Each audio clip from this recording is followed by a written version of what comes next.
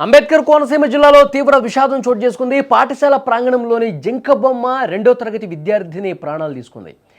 గన్నవరం మండలం పెదపూడిలోని మండల పరిషత్ ప్రాథమిక పాఠశాలలో దివి జాహ్నవి 2వ తరగతి చదువుతోంది.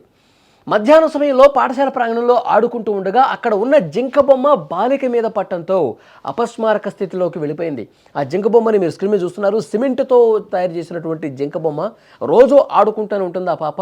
కానీ నిన్న ఆడుకుంటున్న క్రమంలో ఒక్కసారిగా దిగుతున్నప్పుడు, జింక బొమ్మ మీద నుంచి దిగుతున్నప్పుడు ఆ జింక బొమ్మ మీద పట్టడంతో ఆమెకి గాయాలైనట్టుగా తెలుస్తుంది. జింక బొమ్మపై నుంచి చెల్లెలు దిగుతుండగా పడిపోయిందని అదే పాఠశాలలో 5వ తరగతి చదువుతున్నటువంటి జాహ్నవి అక్క తేజశ్రీ బోరున వినిపిస్తోంది. చెల్లెలు ఆ విధంగా జింక బొమ్మ కింద నలిగిపోయి అపస్మారక స్థితిలోకి వెళ్ళిపోయిందని చెప్పి అక్కడ ఉన్నటువంటి ఉపాధ్యాయులకు, అక్కడ ఉన్న స్థానికులకు చెప్పడంతో ఈ విషయం బయటకు వచ్చింది. వెంటనే పాపను కూడా ఆసుపత్రికి తీసుకెళ్లారు. ఆసుపత్రికి తీసుకెళ్లే లోపే ఈ ఘోరం జరిగిపోయినట్టుగా సమాచారం వస్తుంది.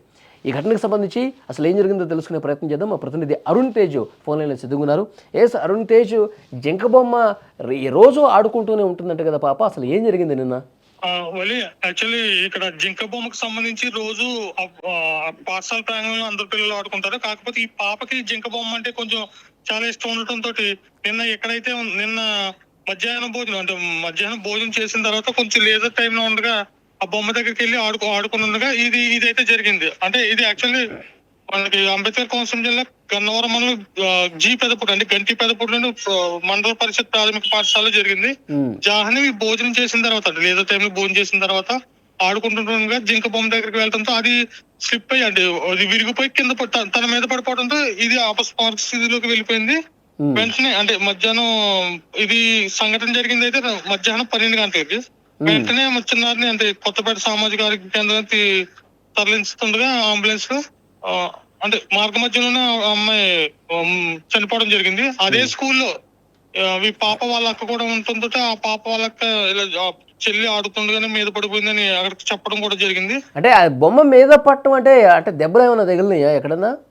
అంటే సడన్ గా తన మీద పడిపోవడం, అది సిమెంట్ బొమ్మ అవడంతో హెవీ వెయిట్ ఉండడంతో తన మీద పడిపోవడంతో ఒక్కసారిగా అంటే తట్టుకోలేకపోయింది. కొంచెం ఊపిరాడక అపస్మారక స్థితిలోకి వెళ్ళిపోయి ఒక భయంతో కూడుకున్న అంటే పెయిన్ తో పాటు భయం ఎక్కువైపోవడంతో దెబ్బలు గట్టిగా తగలడంతో మీద పడిపోవడం, సిమెంట్ కొంచెం హెవీ వెయిట్ ఉండటం వల్ల కూడా ఇది జరిగింది అనమాట.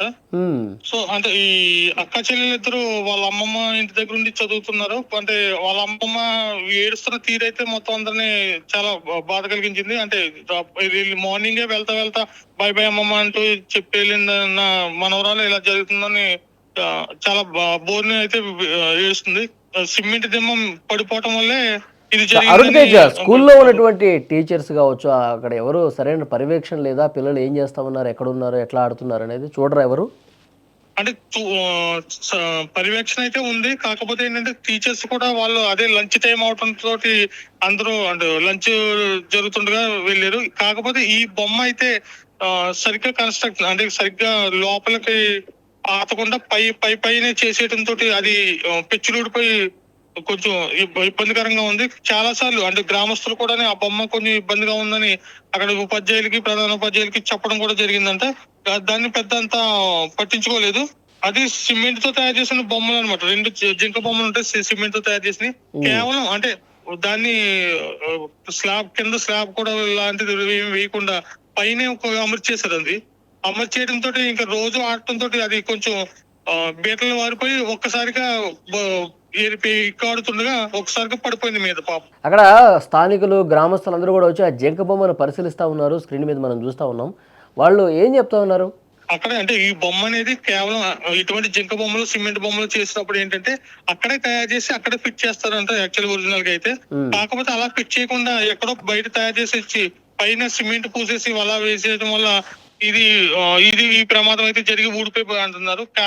కేవలం అంటే ఇటువంటి విగ్రహాలు చేసేటప్పుడు అక్కడే తయారు చేసేయటం వల్ల కొంచెం పిల్లలకి ఇబ్బంది కలగకుండా ఉండదు. కొన్ని పార్కుల్లో, మిగతా పార్కుల్లో అయితే అక్కడే తయారు చేస్తారు కాబట్టి అది చాలా గట్టిగా స్టిఫ్ గా బలంగా ఉంటాయి. కానీ ఇది అంత బలంగా లేదు, పైన పూసేశారు.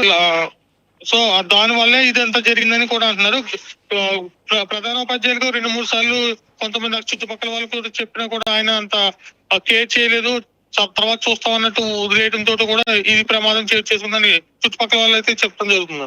అది ఆ గ్రామంలో పూర్తిగా విషాద ఛాయలు అలుముకున్నాయి.